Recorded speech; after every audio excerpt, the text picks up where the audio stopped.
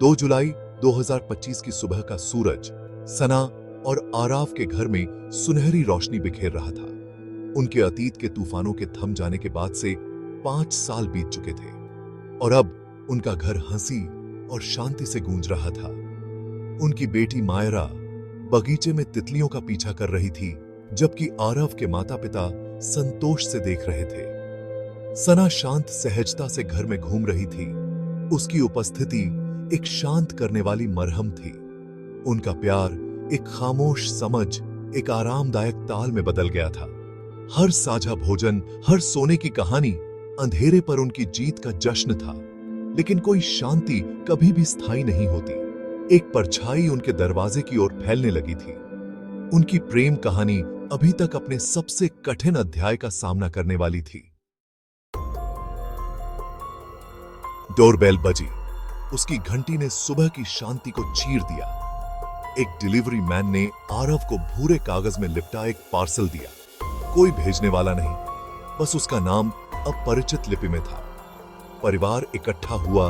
उत्सुकता के साथ थोड़ी बेचैनी भी थी। सना की प्रवृत्ति चिल्ला रही थी कि कुछ गलत था। आरव ने पैकेज खोला। अंदर एक पुरानी लकड़ी का डिब्बा। उसने ढक्कन उठाया तो एक पुरानी चमड़े की डायरी, एक अलंकृत चाबी और एक मुड़ा हुआ नोट निकला। नोट में लिखा था, खेल खत्म नहीं हुआ है। सना की रीढ़ में सिहरन दौड़ गई। अतीत सिर्फ दस्तक नहीं दे रहा था, वह दरवाजा तोड़ रहा था। सुबह की खुशी गायब हो गई। उसकी जगह डर ने ले ली। डायरी, चाबी, संदेश एक दुस्वप्न के लौटने के प्रतीक। उनका पुराना दुश्मन वापस आ गया था और इस बार यह अधिक व्यक्तिगत लग रहा था। उनके 5 साल की शांति आधिकारिक तौर पर खत्म हो गई थी। उस रात नींद अजनबी थी। रहस्यमय पार्सल बेड साइड टेबल पर पड़ा था। एक भयावह उपस्थिति। 5 शब्द, खेल खत्म नहीं हुआ है, उनके दिमाग में गूंज रहे थे। विक्रम, वह प्रतिद्वंद्वी जिसे उन्होंने सालों पहले हराया था, वापस आ गया था। सना ने आरव का हाथ पकड़ा। हमने उसे एक बार हराया था, हम फिर से कर सकते हैं, साथ मिलकर। लेकिन इस बार खतरा उनके परिवार पर लक्षित लग रहा था। अगले दिन उन्होंने डायरी खोली। पृष्ठों में रहस्यमय नोट्स, कोड और अजीब और परिचित दोनों नाम भरे थे। विक्रम का नेटवर्क उनकी कल्पना से भी बड़ा था। चाबी एक और रहस्य थी, पुरानी, अलंकृत, किसी आधुनिक ताले के लिए नहीं। जैसे ही वे डायरी में गहराई से उतरे, देखे जाने का एहसास मजबूत होता गया। उनकी सड़क पर अजीब गाड़ियां दिखाई दी। फोन लाइन पर अजीब क्लिक। डर अब सिर्फ एक भावना नहीं थी, यह हकीकत बन रहा था। विक्रम करीब आ रहा था, अपना जाल कस रहा था। उन्हें खतरे के सब कुछ नष्ट करने से पहले पहेली को सुलझाना था। जैसे जैसे आरव और सना डायरी पर घंटों बिताते रहे, कई दिन चिंता भरी रातों में बदल गए। एक अनाम ईमेल से सफलता मिली। कोई टेक्स्ट नहीं, बस एक वीडियो फाइल। आरव ने उसे खोलने के लिए डायरी से एक कोड का इस्तेमाल किया। वीडियो में विक्रम दिखाया गया था, बूढ़ा लेकिन उतना ही खतरनाक। एक नए भयावह उद्यम के बारे में शेखी बघार रहा था। उसने एक बड़े षड्यंत्र का खुलासा किया। डेटा चोरी, धोखाधड़ी, ब्लैकमेल। डायरी एक ताना था, उनकी शक्तिहीनता का प्रमाण। फिर आया झटका। विक्रम का उनके सर्कल के अंदर एक साथी था। उसने रोहन का नाम लिया, आरव का चचेरा भाई, उनका भरोसेमंद साथी। वीडियो में रोहन विक्रम से हाथ मिलाते हुए दिखाया गया था।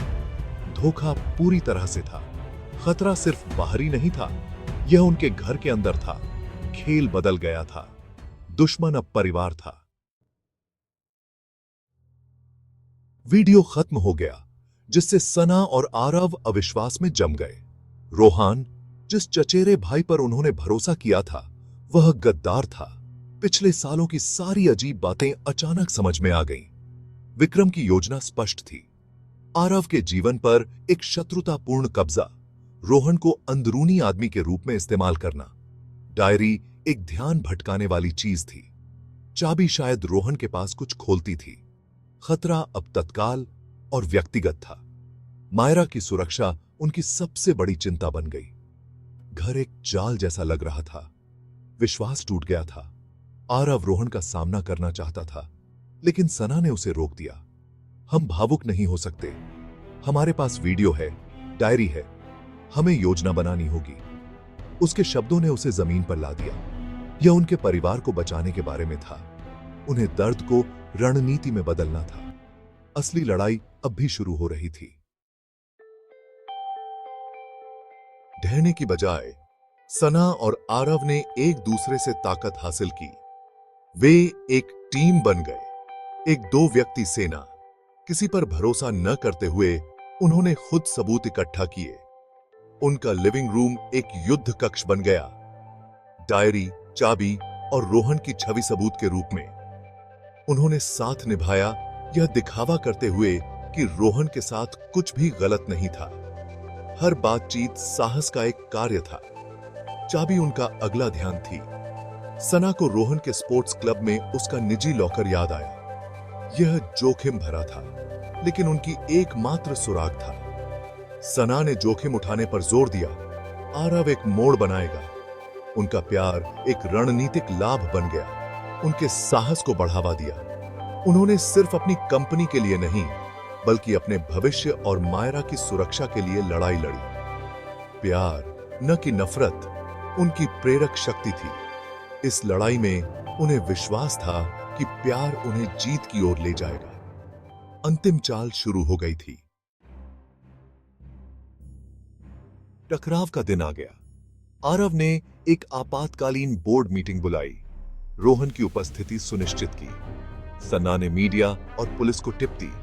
एक बड़े खुलासे का वादा किया। जैसे ही मीटिंग शुरू हुई, कमरे में तनाव भर गया। आरव शांति से बोला, फिर रोहन की ओर मुड़ा।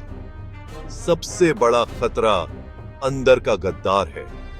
उसके पीछे की स्क्रीन पर छिपा हुआ कैमरा वीडियो चला।